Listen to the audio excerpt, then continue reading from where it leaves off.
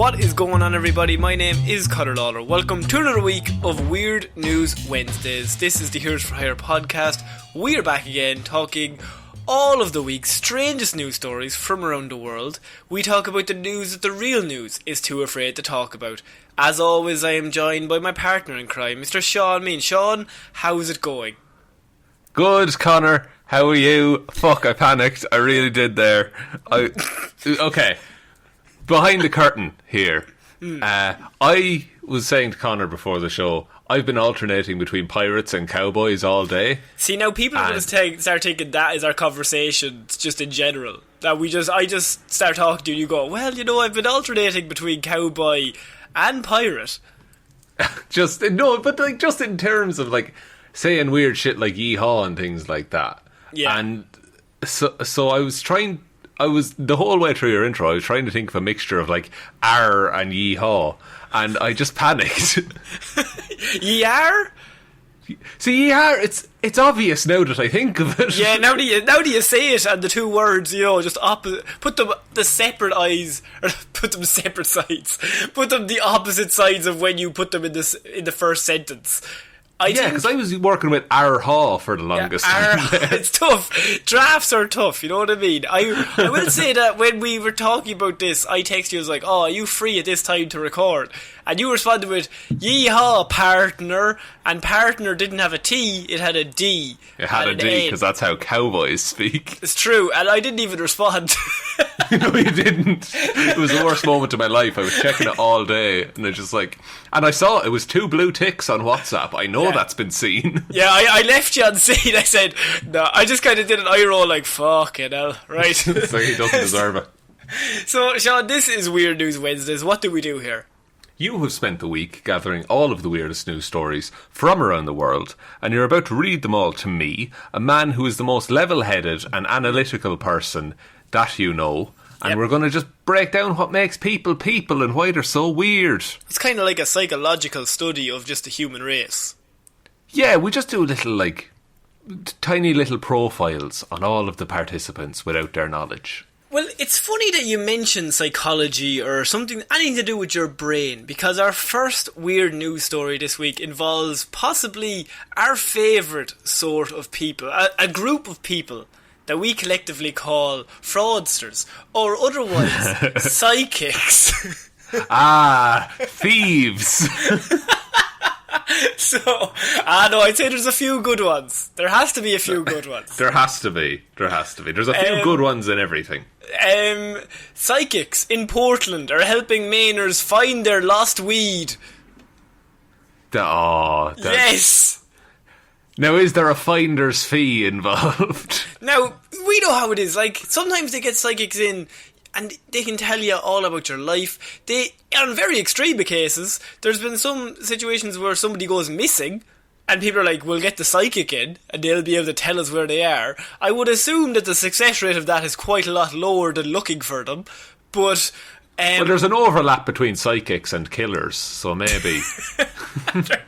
There's a Venn diagram there. But I don't know why I've come down so hard on this stance, by the way. I was just taking the piss, but you have gone straight to they're murderers. They're not. Some of them are good. Yeah, and some of us... So if another one murders a psychic, will they see it coming? These are the questions. But that's the thing. Can you murder a psychic? Will they be prepared? But if you lose your weed, Sean, I'm like, oh fuck, I'm after losing it. And you can't go to the police. So there's one person... No, you can't report it lost. You couldn't report it. So what you do is you go to the psychics. And so, while Maine is on track to be one of the most 420 friendly states in the country, there are still hoops to jump through for recreational sales. According to the Portland Press Herald, the state is hoping to begin recreational sales by the end of the year after the pandemic delayed rollout plans, as it did to most things. More like roll-up plans. Oh, Hey-o, blaze it. 420 plays, let's haze. You can tell we're not cool. No, we are the least cool and least qualified people to talk about this. So what does one do in the meantime if they don't have a medical marijuana card there? Well, you may not be able to buy it, but you can apparently find it with some psychic assistance. Some, I would assume, a lot. Mostly psychic assistance, I would say. If there is a company online based in Portland that are called Incredibles.me, and it appears legit. Their FAQ page reiterates the law against delivering or gifting cannabis, but notes that sometimes people lose things. Holy fuck. Like their weed. So what does one do? Well, you call or you visit Incredibles.me online and take advantage of their psychic service to find the weed that you're looking for. This is one of my favourite things, which is a ridiculous loophole. We can't sell it. Yeah. You can't distribute it. Yeah. But if I find it, were to find it. If a psychic used their powers to speak to the dead, to speak to the weed, then it would actually technically be legal, would it not, officer? And he's like walking away in handcuffs. Would it not be legal? Am I breaking any laws by being a psychic? I don't think so. I really don't. You can't arrest me for who I am. That's just so you can't arrest me for my gifts. So is the business model here that you pay them to find you some weed? Yes. And they say, "Oh, there's some 5 feet from your house." It's like in Pokemon when you have the item detector. It just does a quick radius scan and goes, "There's nothing near you." Little exclamation mark pops up then. The process is simple. If you're over the age of 21 with an ID, you visit the website and you pick the product you lost along with your address, and the psychic will consult with the weed spirits and find and deliver your lost weed to you for a fee. I was going to say for free, but no, it's for a fee. I imagine the weed spirits are very welcoming and friendly. They're very chill, I'd say. That is. So you have to imagine if that was how reporting actual lost property went. It's like, oh, I lost my laptop. Well, pick out the model on the website. You tell us what you're looking for, and we'll tell you if we have it. Yeah, it's like Red from Shawshank Redemption. While these growing pains are happening, why not avail yourself of our services, they say. We are not a delivery service. We are not furnishing you weed. We are simply returning your property, they say. But now, is possession illegal? I think for recreational use, it's coming in at the end of the year, or they were planning to roll it out before the pandemic hit for recreational sales. So, I mean, it would be a 420 friendly state. That's true. So, okay. So, and you're not going to have a receipt for it. So there's no way to prove that you didn't lose it. Technically, you can't prove I smoked it unless you find me smoking it. Because if it gets handed to me, I don't know what happened to that. There's no actual paper trail. Yeah, and listen, the guy I got it from, he's not going to say anything. No. And he's going to know your company. He's a psychic. They also know that if you lost your weed and you're under the age of 21 or live within 1,000 feet of a school, it's probably best that your weed stays lost. This is genius. This is someone made this business being like, no one's actually going to use it, but it'll be funny. But now... But it's such a loophole, first of all. Obviously, right, we are very much overlooking the fact that they're using psychic people to get weed. Now, I'm sure a psychic can go to somebody and buy weed, or maybe, on a very low chance, you find some weed. But I take the chances of somebody looking at their fucking misty ball and going, there's fucking weed 100 feet down the road. They're quite low. Like, but, Connor, I don't mean to be a skeptic, alright? Okay. But, because, I'm very open-minded with all of this psychic You stuff. are. You said they were murderers, but now you've come back on the far side. Blanket statement, all murderers. But I think perhaps these people, they don't have the sight, and maybe they just have a supply of Site. weed, and What this they do is is now called their way. Incredibles.me. That's their site. Fuck you. But do you ever think that maybe they're not psychic, they're just regular weed folk, What? and that this is their new way of distributing under a loophole? Oh, Jesus. I never even thought of that. I just thought Not this to- was a lovely way to get people to find things that they'd lost. I never considered it could be used for more devilish means. Not to take the magic out of your Yeah. world, Connor. Yeah, but because I thought these psychics were just going around feeling the air until they got a bit calmer and they went, it's over there. So, no, that's the local well. Sorry, my mistake. I'll go again. do you just bring them to a field? Just like, now search. Well, maybe there's a correlation between psychics and drug dogs. Who knows? Oh, okay. Did they start sniffing on the ground? So, wow, he works in mysterious ways. See, I think that gives away the game. I think if a psychic starts sniffing at the ground, that's using other senses. I just want the brain sense. Just use specifically the noggin. Well, if you've hired a psychic, surely you're going for the sixth sense. Oh, very good. Yes. Thanks. But Thanks very much. so I just think that if you are going to hire a psychic to find your weed, fair enough.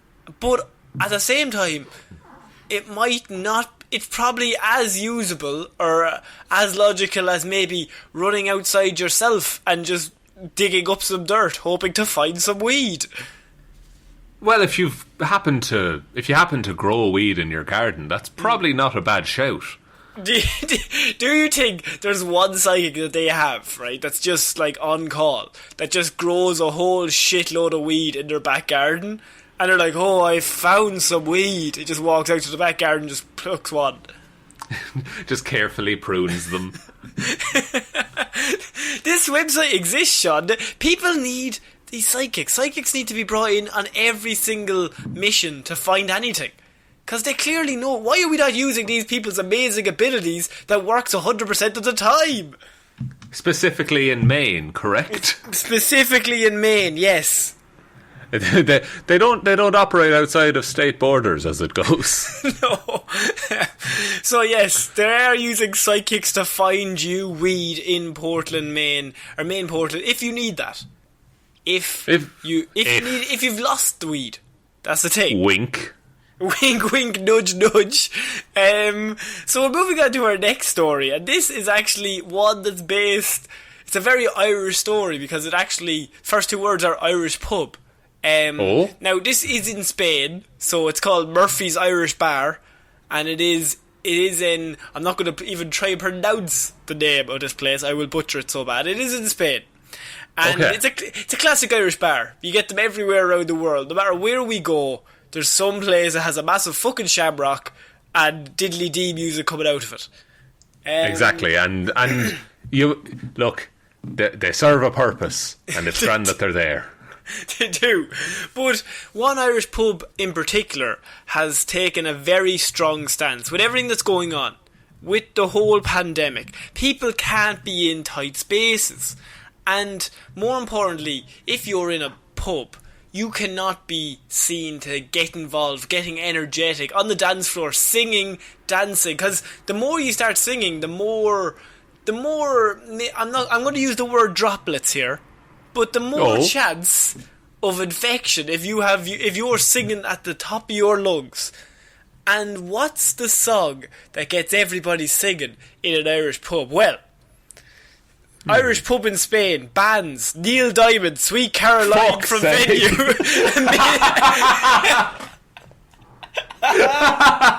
That's genius. Now, Connor, is this specifically for the line about hands touching hands? No, it's specifically because it's so damn catchy. That's amazing. Is this like an outright ban? Yes, they have outright banned it.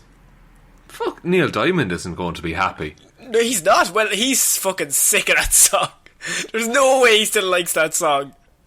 I think it still brings them in millions every year. Yeah, actually, no, you like the paychecks, I suppose. But an Irish pub has taken the surprising step of banning Neil Diamond's classic sing-along hit, Sweet Caroline, from the venue during this pandemic.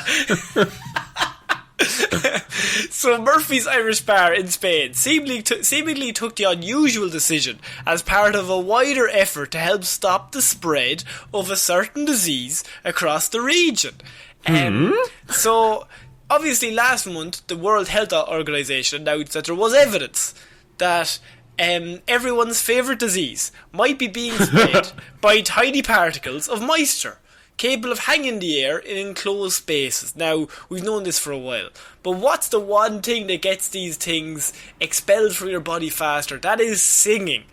The proof is that singing causes a lot more of them to come out of you than it would normally if you were just standing talking.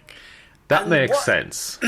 While karaoke is not prohibited, venues are required to take steps to ensure singers are at least 3 metres from any watching patrons while performing. Sweet Caroline represents a slightly different problem though, because Sweet Caroline is one of everyone's... If you're going to the pub, Sweet Caroline is a classic. Oh, absolutely. And so they play it late into the night at any venue in any country, in mostly the UK and Ireland, but at any stage during the night, Sweet Caroline will be played. And they are very much scared that many intoxicated customers who are present might go a bit overboard on the singing and have decided that get rid of the song altogether. If we just have dance music, nobody can sing along. Oh, okay, so it's all, like, there's no lyrics anymore. It's all just tunes. Now, they haven't specifically said any other songs, but if you start with Sweet Caroline, where do you go from there? What's the next one? Let It Go. Oh, Let It Go. ABBA. You'll have to get rid of ABBA. Oh, fuck, yeah. Yeah. Bit of Living Whitney. on a Prayer. Living on a Prayer. You can't have Whitney Houston she cannot be seen at all in any places. Oh, I Will Always Love You. No, you won't. No, you fucking Whitney, won't. Fuck off. If we can't have Neil, we can't have you. Connor, we can't sing Don't Stop Believing anymore. But what about the Irish national anthem? Well, that's alright. Fair enough. Well, you have to round the night off, you know. With lyrics like Touching You, Touching Me, it's probably the best the song doesn't get an airing in the bold era of the new normal that we all have now. So, the Irish are known for their sense of humour, Sean, a lot across the world, but the one thing we're also known for is wedding songs, that every Irish family has had the same 7 songs played at every wedding since they were young, or every family gathering. And so, what's next? Like, are they gonna go to the Pogues? Maybe Billy Joel's Piano Man? What about American Pie? There's so many options here. Oh my god, and Connor, we're eventually going to come into Christmas time. Oh, imagine that. Oh Jesus! No more Fairy Tale in New York. No more Wizard. Fairy Tale of fuck off. If Wizard doesn't get played, you know I'm going to be in my grumpy mood, Sean. It's like. That's how you know Christmas has started, first of all. Is this the most Irish solution to a problem that, like, this is the worst solution? I mean, look, it sets a precedent. It sets a dangerous precedent. Yeah. Because you start with Neil Diamond.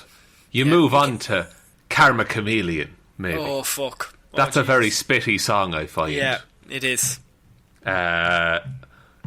And from there, God, there's heaps more songs. Like, what, Connor? Every wedding song.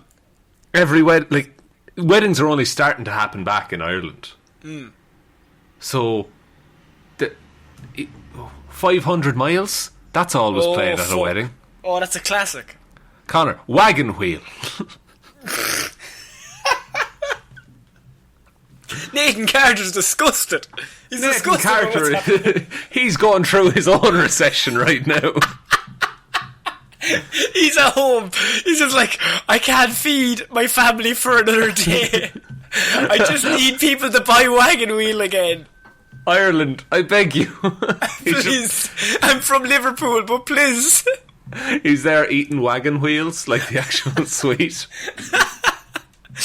He's just had to resort to eating the things the sponsors gave him for a bit of a laugh. Yeah, she's like, well, that's all that's left, you know. If I can't have my country concerts with old Irish women, what can I have?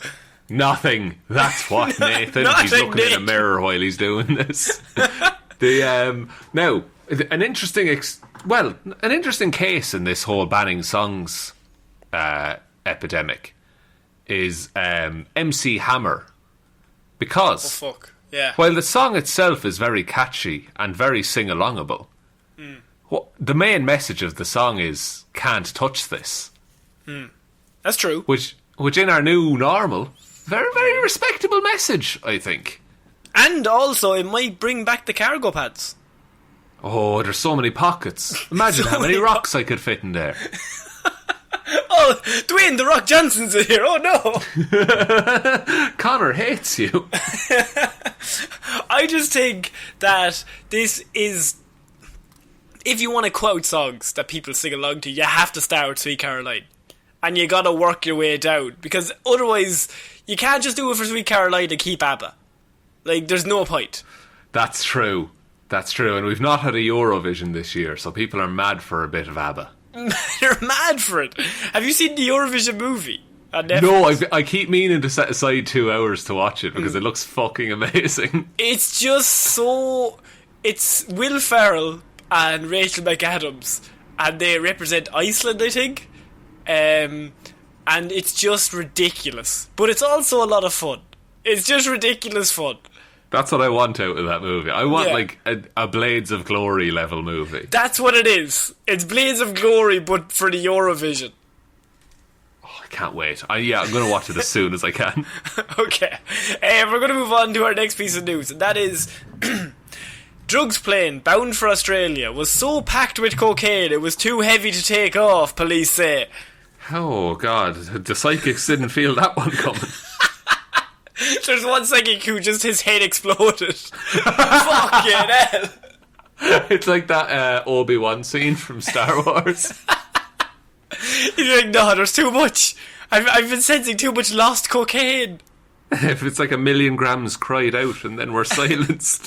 So a light plane heading for Australia was allegedly laden with so much cocaine it was too heavy to take off, the police say.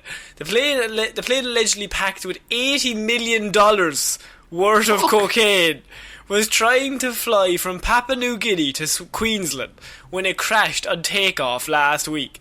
It allegedly had 500 kilograms of drugs on board, about the same weight as a very large cow or maybe a horse. But this was a small plane, is the thing. Yes, it was one of those little planes that are held together by sellotape. And it's a rubber band to wind up the elastic. Oh, absolutely. It tried to take off from a remote airstrip near Port Moresby. I would say it had to be fairly remote because the pressure. If you have $80 million worth of drugs in the plane, you're like, let's not go to, Heathrow. Let's take it back a bit. No, not at all. Like, my question is, do you get a drug dealer who can fly a plane, or do you get a pilot who will deal drugs? Pilot who deal drugs? Surely it's way easier to do it that way. I suppose, and then they have the license, so at least you won't get caught on that. Surely there's a longer course to learn how to fly than there is to sell drugs. That's a master's degree at the very least, Connor. That's 7 years. 7 years and a lot of money. You got to sell drugs to make that kind of money. So the AFP alleges that greed played a significant part in the syndicate's activities. Fuck off, did it? It cannot rule out that the weight of the cocaine had an impact on the plane's ability to even take off. It was so heavy, the plane couldn't get off the ground. It would have just been like rolling. They were just like, we're not really picking up any pace. No, they just taxied for half an hour.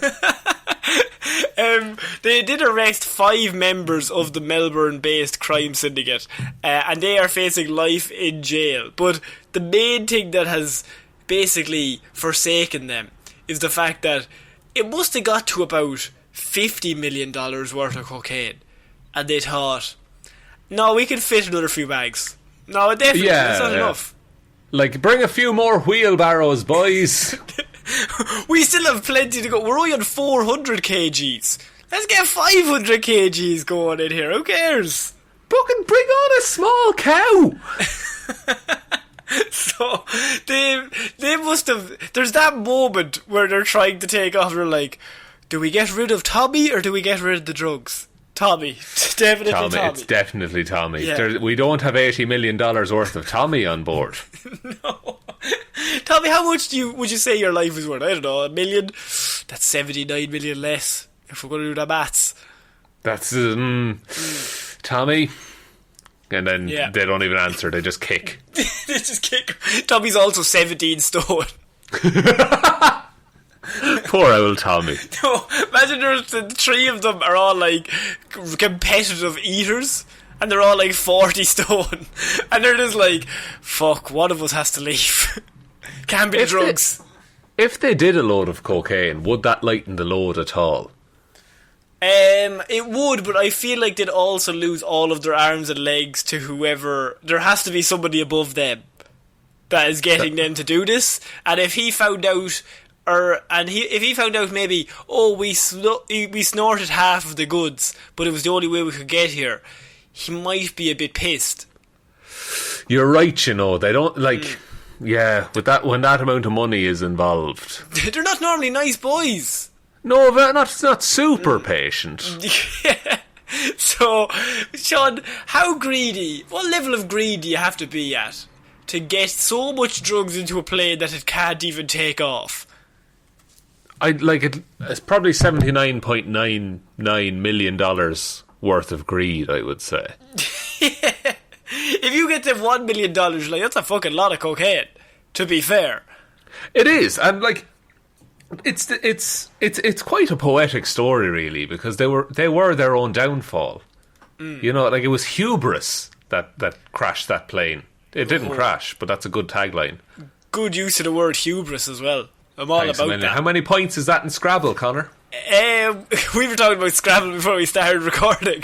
I have told Sean I am playing online Scrabble, and I've just gone mad on it. And he's rocking it, everyone. Oh, well, look, I can spell my name sometimes, so I don't want to boast my own. You know what I mean? 3 out of 10 times. And there was a few tests where I got wrong, but some of them, they knew 2 N's. No, 3 C's, but they're not all at the start.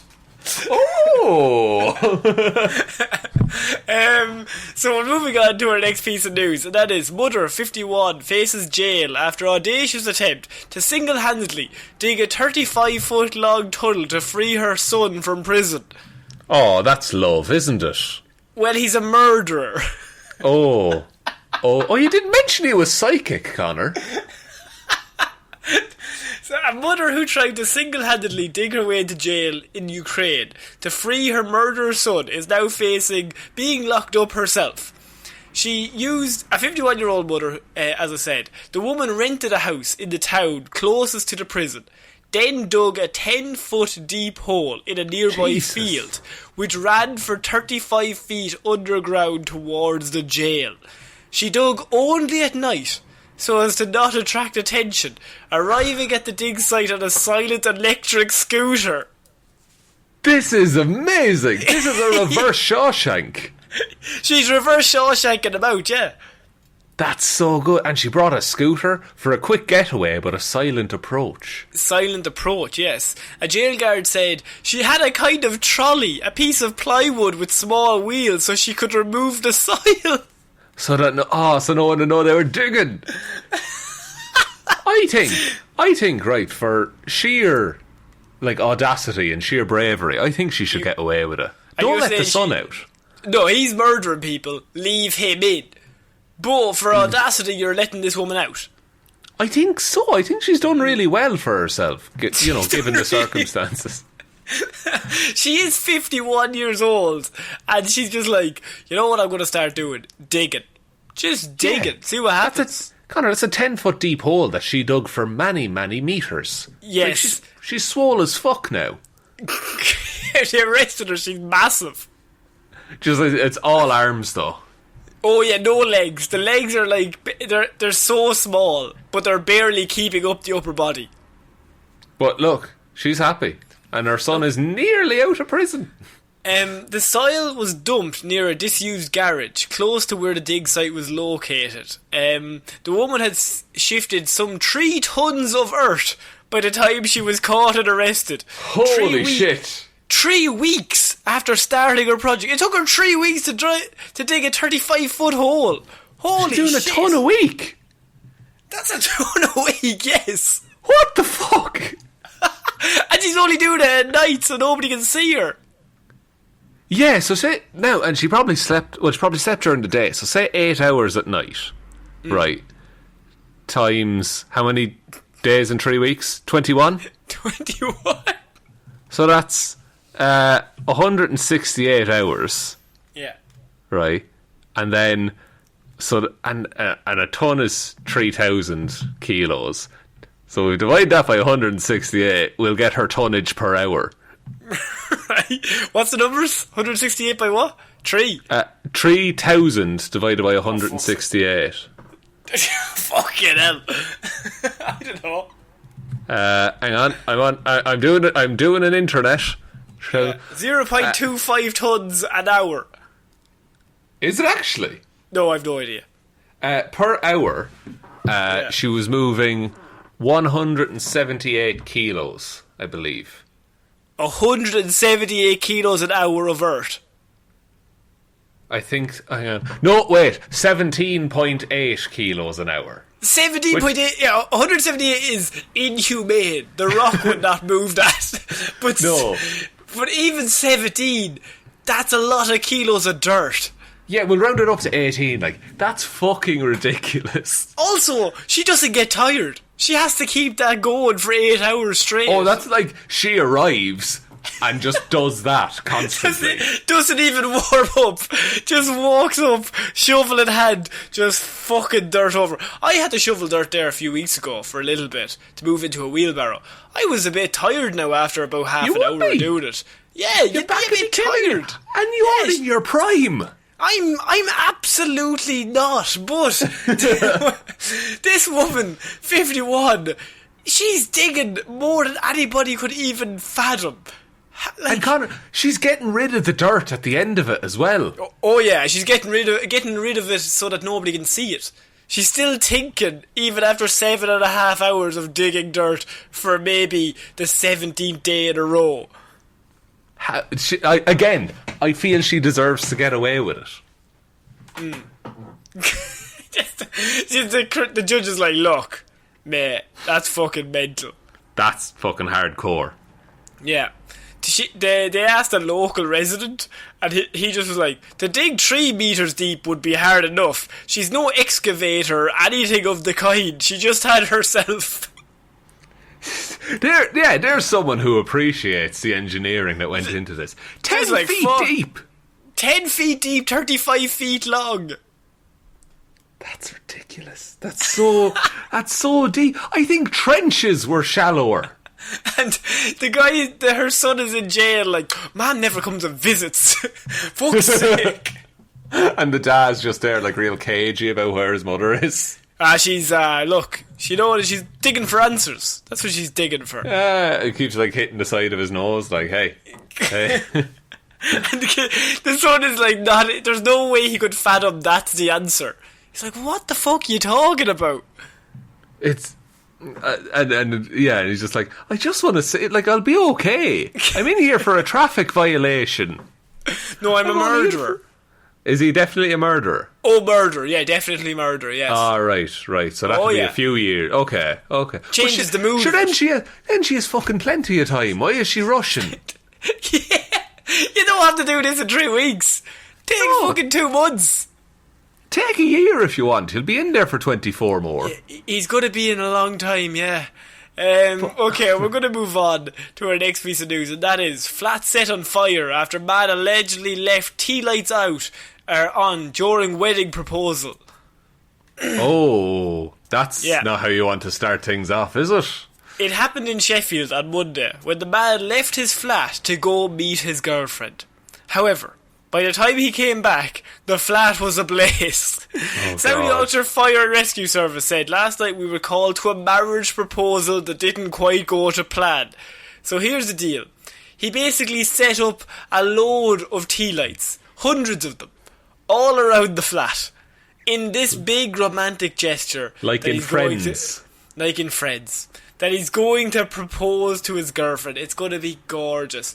He just has to leave the flat to go get her. Meet her like it's any normal day. Maybe she's coming from work. Maybe she's coming from a friend's house. You just meet up. And you say, look, we'll go back. Let's go back to ours. I've got some dinner on. They go back. Only at what point does the smoke start to become a bit suspicious? Like, when he's outside the house going, oh jeez, this might ruin the mood. Fuck. So, they probably saw fire engines and stuff on the way home, being like, God, I wonder where they're going. And then, do you think he'd come clean straight away? Or he'd be like, what could have happened? Yeah. Oh, and he'd be like, did you leave something on? Did you leave the stove on when you left? I haven't been here all day. Like, no, but did you do it though? It was your fault. But it's okay, because we have each other. Gets down on one knee. Forever. Huh? Just the flames and the sirens in the background. It's like, ever since I met you. Yeah, he starts doing the speech, and they're just like, the lads are running past with the hoses, just like, fuck, we gotta get in there. Ever since I met you, Catherine, I just think you've made me so happy.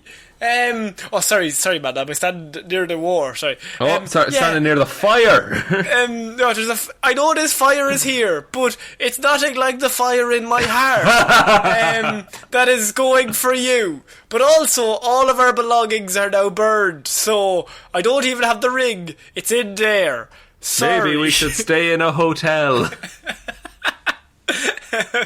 So he said that he went to collect the girlfriend. And when he came back, he had balloons up, he had wine glasses that were at the ready in the flat, he had left all the little lights going, and then he comes back to the flat on fire and 3 fire engines on the way. How do you explain that, if this was meant to be a surprise? Look, it was definitely a surprise, okay? Pretty sure, yeah. But then, presumably they have a good enough relationship that this isn't a deal breaker, alright? She broke up with him. Do you think so? No. But he's never going to be allowed to forget it, is he? The good news is that she said yes. Oh, he still amazing. proposed and she said yes. We love. But And nobody was injured. it was just why we're talking about it. But that is a story. Yeah, you would never be let forget the time that you burnt the fucking flat down. It's like, Ma'am, how did Dad propose to you? Well, It's all started with a siren. And then a siren? flame. Flame. Interesting. We talking candles? And the old lady downstairs died. It was all so romantic. God, and you said yes. You said yes. They're like wheeling out bodies beside them either side. He's just down on one knee. Say yes, please. Please. You are the best. I'm in front of all these firemen. Please. Does anybody have a defibrillator? This woman's not going to make it. Sorry, Susan, just please. I love you so much. He's just like, focus. Susan, stop looking over there. Just she's gone. There's no hope for her. There's hope She's for in us. the past. It's all in the past. That's my sister. She was napping.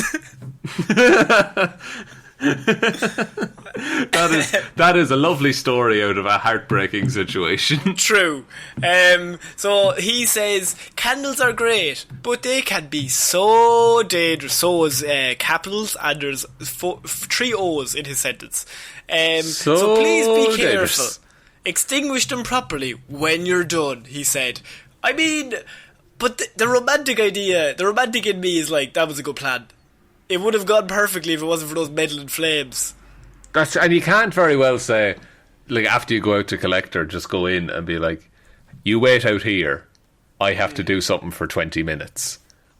No, that's worse. That's way worse. Yeah, because, and, oh man, because, and if he, why did he light, well, yeah, lighting them all. You have that big moment that they walk in, everything's already done. Oh, they walked in and everything was on fire, that's true. You would remember it. It's, I just think, surely you would just say, can you get a taxi home? See, you're not a romantic. That's your That's problem. true. You know what I mean? That's my one problem in life. You have to get to the point where you're willing to set fire to your flat for the relationship. And I think once you get there, marriage, next step. Look, I'll set fire to anyone's flat. I don't mind. I'll set fire to me, you, I don't give a fuck. I'll burn myself. I don't care. We're moving on to our next piece of news, and this is: detained drug smuggler cat escapes Sri Lanka prison. A drug smuggling cat? Yes. I'm trying to think of a joke. Powdered milk? Oh, powdered milk. Good. Not great. A cat detained at Sri Lanka's main prison while allegedly trying to smuggle drugs and cell phone SIM cards has escaped, media reports. The feline was detected by jail intelligence officials on Saturday night at the high-security prison. He said nearly 2 grams of heroin and 2 SIM cards and a memory chip were found in a small plastic bag tied around the cat's neck. The evil bastard. How dare they? But it escaped on Sunday from a prison room where it was kept, the newspaper says. There was no immediate comment from prison authorities, which I think is very funny because a cat has escaped.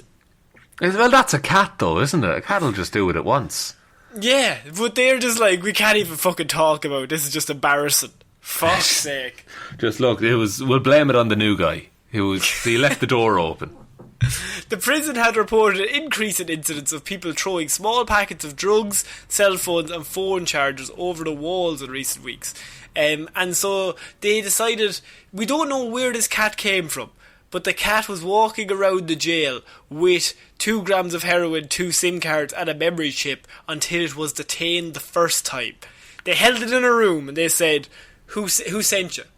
What's the story here? And I could only assume the cat looked at them very disinterestedly and then just went back to licking itself. Because cats do not give a fuck. They don't care for our mortal problems. No. And so they finally crack down. Maybe that's the drug lord.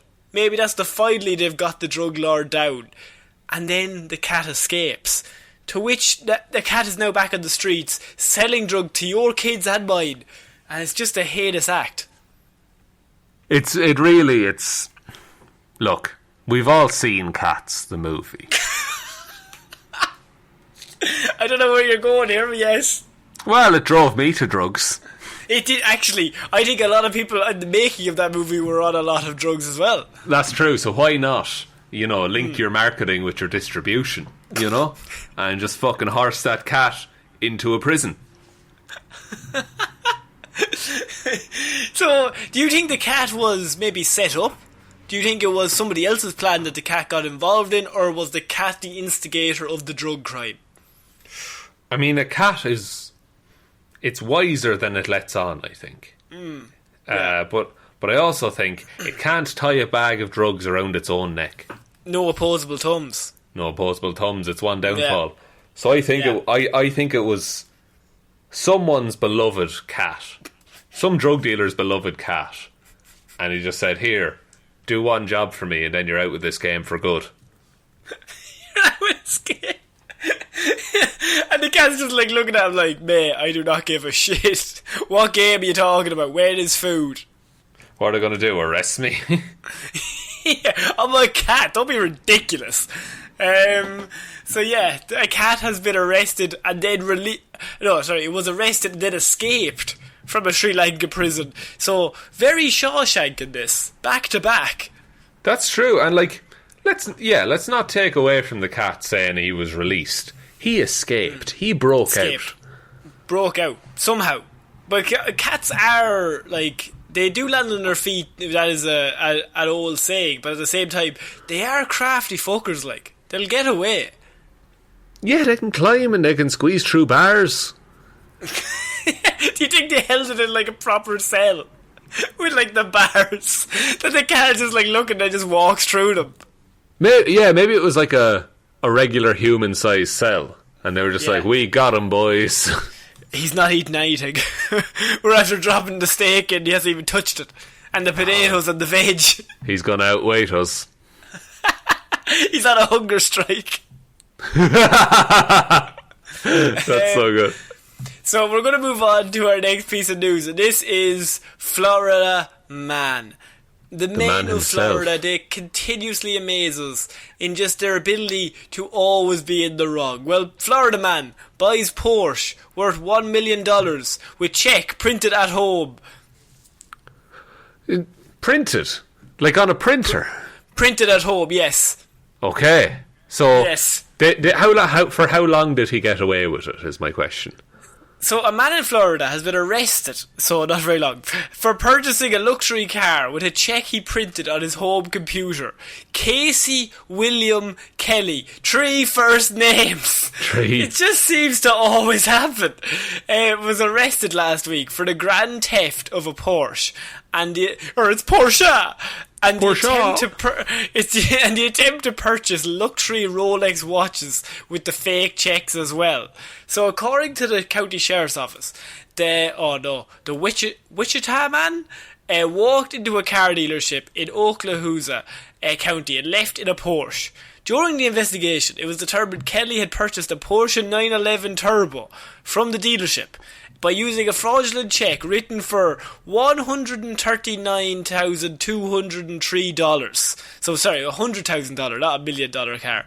He wrote a check for $139,203. The Porsche purchased by Mr. Kelly was worth roughly $140,000. It was reported stolen to the Okaloosa County Sheriff's Office after the car dealership could not cash the check he had presented. That happens when you just make up a check. It's very catch me if you can. Yeah, it's just like, he's got the Porsche now. Not only did he ride off in the stolen car, but what did him in was, well, actually after this, but Mr. Kelly also posted a photograph on social media to show off his newest purchase. Fuck. He was flexing. He was just so excited to show off his new Porsche. This is my new fucking whip. Fucking kids, look at this. And he confessed to printing out a check on Facebook. After stealing the Porsche, Mr. Kelly went to a jeweller's in Miramar Beach and attempted to purchase 3 Rolex watches with another fake check in the amount of $62,000. The jeweller, however, kept the watches until they could determine whether the check would cash. After it failed to do so, they reported it to the county sheriff's office.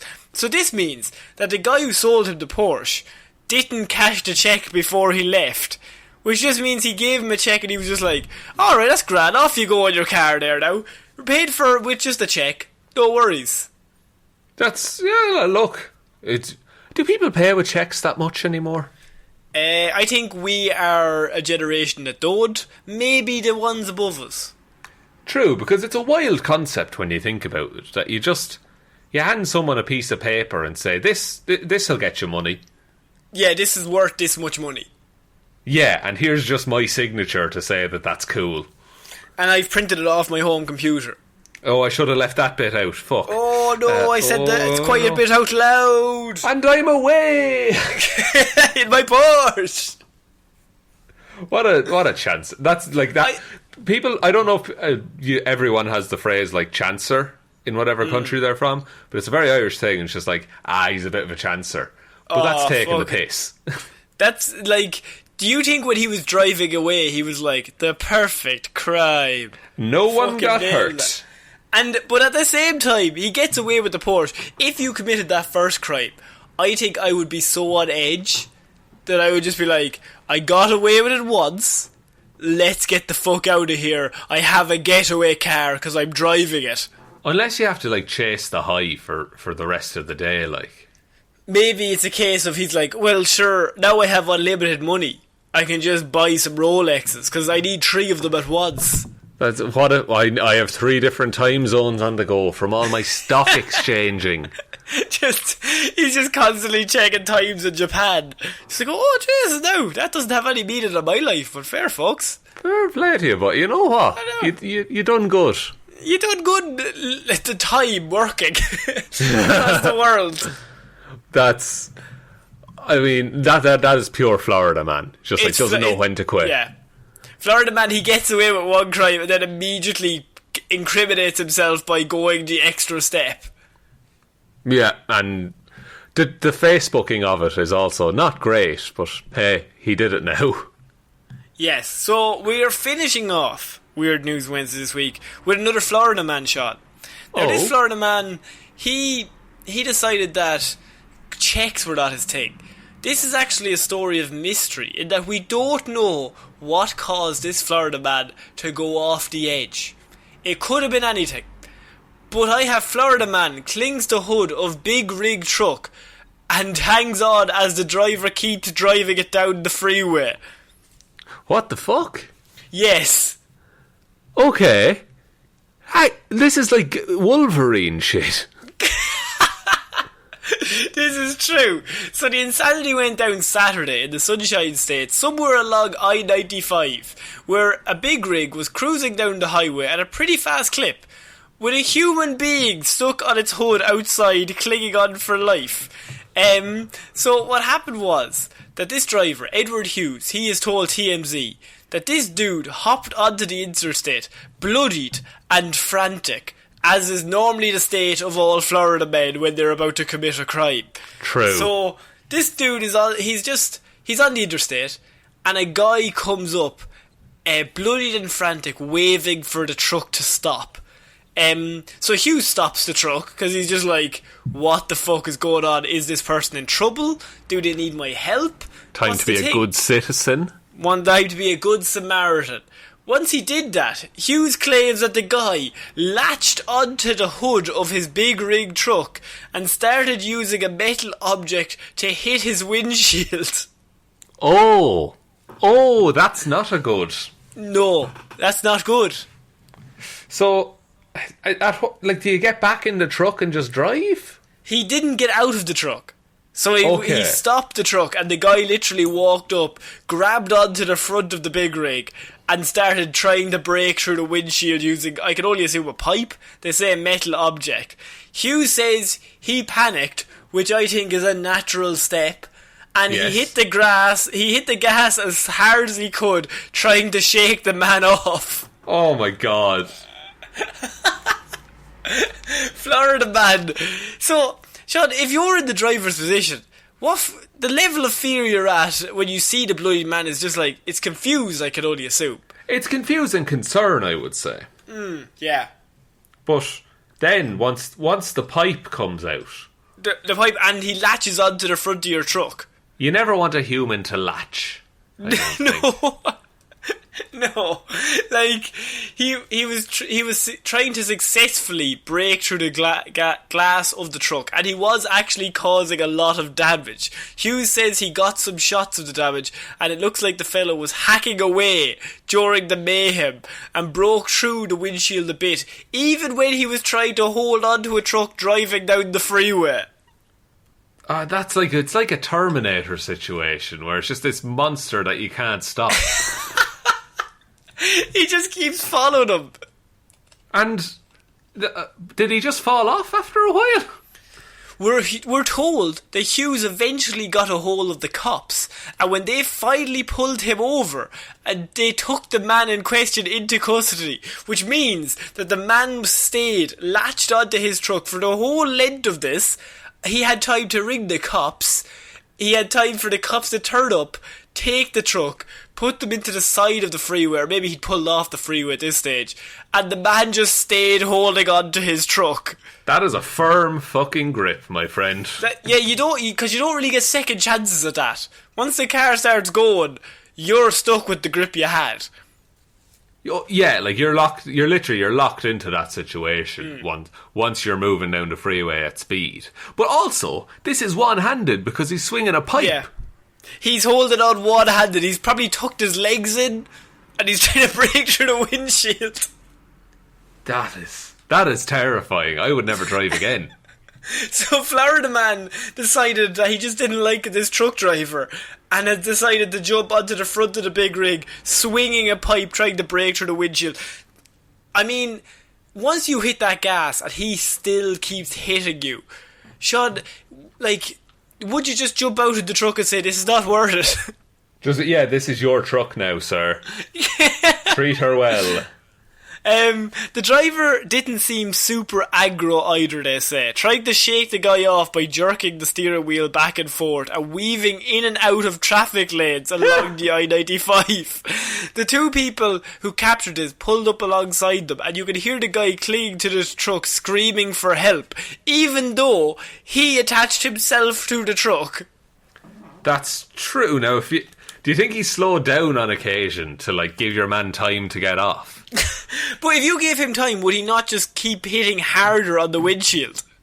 See, I think he's too confused at that point. Right. You know, like, he's gone too far. Like, he's in it now. He says that he also tried hard braking, which was what you mean. So he to try and knock him off. And then hard braking to try and get rid of him. This guy was latched on. Like, he was going fucking nowhere. For some reason, Florida man took a disliking to this truck driver. And he was making sure he had turned up to the situation, bloodied and frantic. So I imagine what he was like afterwards could be even that multiplied by 2. At least 2. I would say 4, conservatively. Yeah. Sean, would you ever drive again if this happened? No, not a truck, certainly. I drive something with less surface area, like less grippage. And then my only other question is, what did Florida man want? It's a truck, a friend. A truck. He wanted a friend. He just has a really bad way of showing how much he wants friendship. Yeah, or like he just wanted to go on a journey, maybe. Yeah. He wanted a lift, but he didn't want a tum because he was like kind of embarrassed. He's like, look, what I'll do is I'll just walk up and latch onto it and see what happens. I'll just chance my arm at it. And what's the worst that could happen? Literally, I might chance my whole arm. That's probably the worst that could happen. I could lose an arm by doing this. Or maybe my life. But at the same time, he's swinging the bar to hit the windshield to be like, turn left! Turn left! You can just leave me off here. And I'm fine. I've gone past it. Slow down. Turn around. Fuck's sake. So I think that's it for this week's Weird News, Sean. What a week of weird news. That was... Yeah. We went from psychics to Florida lunatics. Yeah. To some very greedy drug dealers. Neil Diamond was in there, touching hands and all he does. Touching hands, he's always about that. Get off me, Neil. Oh, is Neil there with you? Oh, he is. Neil, what do you have to say? He's a bit shy. He's a bit shy. He's not much of a performer, our Neil. No, he's not. So, Connor, will I take us out for this week? Yes, please. Thank you, everyone, for listening to this episode of Weird News Wednesday. We will be back on Friday with Hero or Zero, Monday with Movie Mondays, and next Wednesday with another episode of Weird News Wednesday. Big thank you to everyone who supports us over on Patreon. That's patreon.com/Heroes for Hire podcast, or there's a link in that to the description. Everyone who supports us over there, super duper nice people, and thank you all so much. It's just a way to support the show, but the best way you can ever support the show is by telling one human being that we exist. Just the one. Just the one. We're on all the social medias. They're all linked below. Or you can email us, here'sforhire_@outlook.com. But I think that's about it, Connor. That's about it. So I've been Ciara Lawler. I've been Sean Meehan.